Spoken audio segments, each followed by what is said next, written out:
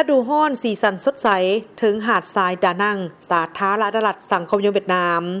ในแต่ละปีเมื่อฮอดฤดูท่องเที่ยวหาดทรายทะเลดานังก็ได้รับการปรับโฉมหน้าใหม่ที่ปลอดภัยเป็นมิตรและสร้างความดึงดูดกลายเป็นจุดเด่นในระยะวันพักเทศกาล30 เมษายนถึง1 พฤษภาคมซึ่งเหตุการณ์ปีนี้บ่เพียงแต่เป็นพื้นที่พักผ่อนและมวลซื่นเท่านั้น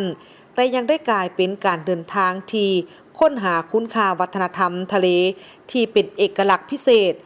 ยืนยันถึงสถานะของเมืองท่องเที่ยวสั้นนำในภาคพื้นตื่มอีกฤดูร้อนสีสันสดใสเป็นหัวบทของการท่องเที่ยวหาดทรายดานังประจำปี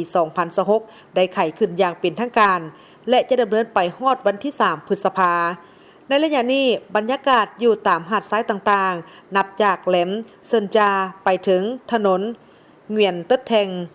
กำลังมีความคึกคืนและนำเอาประสบการณ์อันใหม่ๆมาให้กับนักท่องเที่ยวจุดเด่นใหม่ของโครงการฤดูท่องเที่ยวปีนี้คือการปรากฏตัวของเทศกาลพิซซ่าดานัง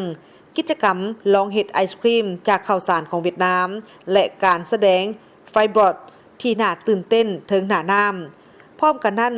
ในงานเซินจา Walking Day ก็ยังได้มีการสร้างพื้นที่พักผ่อนและเสื่อมโยงสุมสน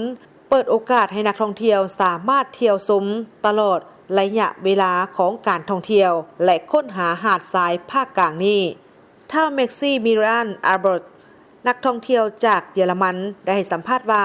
ข้าพเจ้ามักแหล่งท่องเที่ยวพลังงานแห่งนี้หลายย้อนมีหาดทรายทะเลที่สะอาดงามและมีการเคลื่อนไหวประสบการณ์หลายอย่างและมีความรู้สึกว่ามีความปลอดภัยสูงและเป็นมิตรบ่เพียงแต่กิจกรรมในตอนกลางเว้นหาดทรายมีอ่านตอนกลางคืนและถนนเมียนเติดแทงยังได้สร้างให้มีความงดงามทางด้านไฟแสงสีด้วยการแสดงศิลปะและการจัดวางพื้นที่หาดทรายด้วยการมีส่วนร่วมของหลายหน่วยงานท่องเที่ยวและนครดานังกำลังใช้ทุกความพยายามเพื่อประสบการณ์ใหม่ให้แก่นักท่องเที่ยวตื่มอีกท่านเหวียนเองมิงผู้อำนวยการของบริษัทเกลเวียดดานังได้กล่าวว่า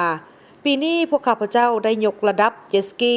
การบินโฮมอากาศและขยายพื้นที่บันเทิงถึงทะเลตื่มอีก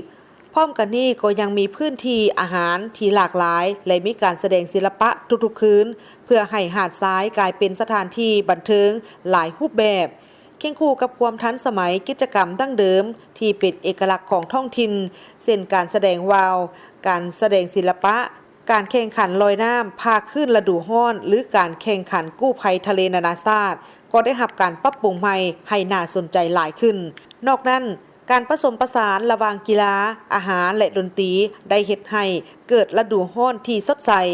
บอนที่ชาวเมืองและนักท่องเที่ยวสามารถสัมผัสและเก็บกำความทรงจำนี้ไว้